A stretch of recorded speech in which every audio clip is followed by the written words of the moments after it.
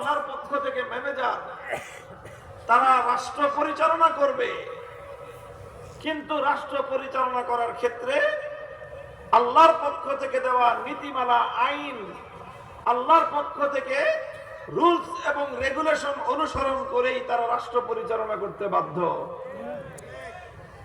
যারা আল্লাহর এই জমিনে আল্লাহর মালিকানাধীন রাজত্বে আল্লাহর আইনের বিরুদ্ধে যারা আইন তৈরি করে, আল্লাহ প্রদত্ত নীতিমালার বিরুদ্ধে যারা নীতিমালা প্রয়োগ করে, আল্লাহর আইনকে উপেক্ষা করে যারা ভিন্ন আইন তৈরি করে, তারা আল্লাহ পাক রব্বুল আলামিনের এই জমিনে সবচেয়ে বড় খোদাদ্রোহী।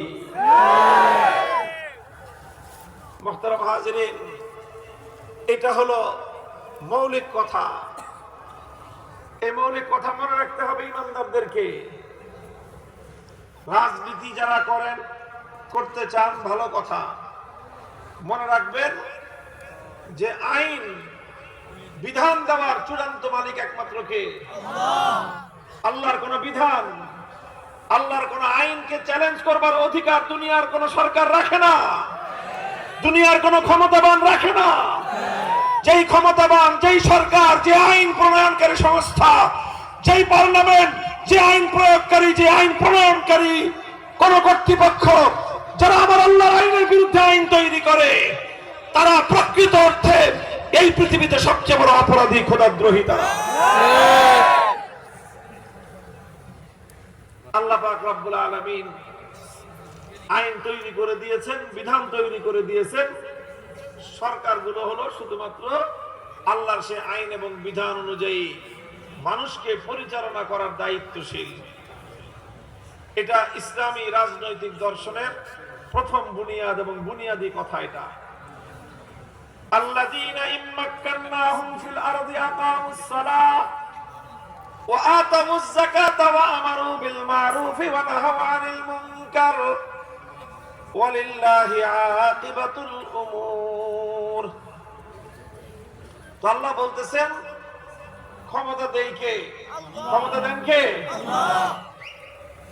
কুলিল্লাহুম্মা মালিকাল মুলক তুতিল মুলকা মান তাশা ওয়া তানজিউল মুলকা মিম্মান তাশা।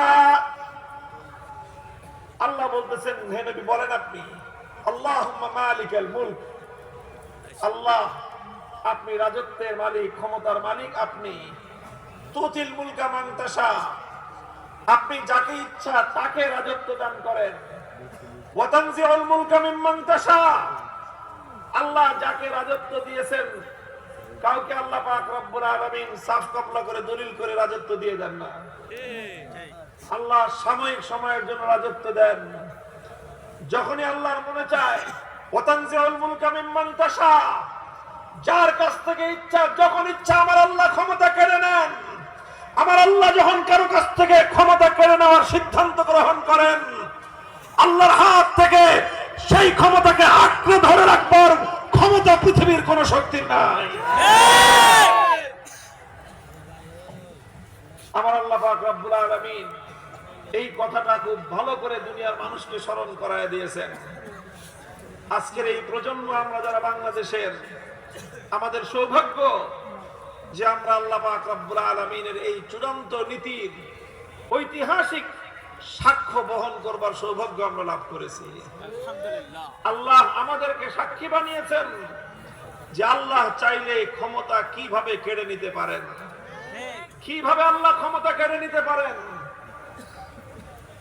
এটা আল্লাহ পাক রব্বুল আলামিন আমাদেরকে, এই প্রজন্মের মানুষগুলোকে, বাংলাদেশের, পৃথিবীর ইতিহাসের আল্লাহ পাকের এই চিরন্তন নীতির একটি অনন্য জীবন্ত নিদর্শন আল্লাহ বাস্তবায়ন করে আমাদেরকে দেখিয়েছেন। এই জন্য আমাদের বিশেষভাবে আল্লাহ পাকের শুকরগুজারি আদায় করা দরকার। আলহামদুলিল্লাহ।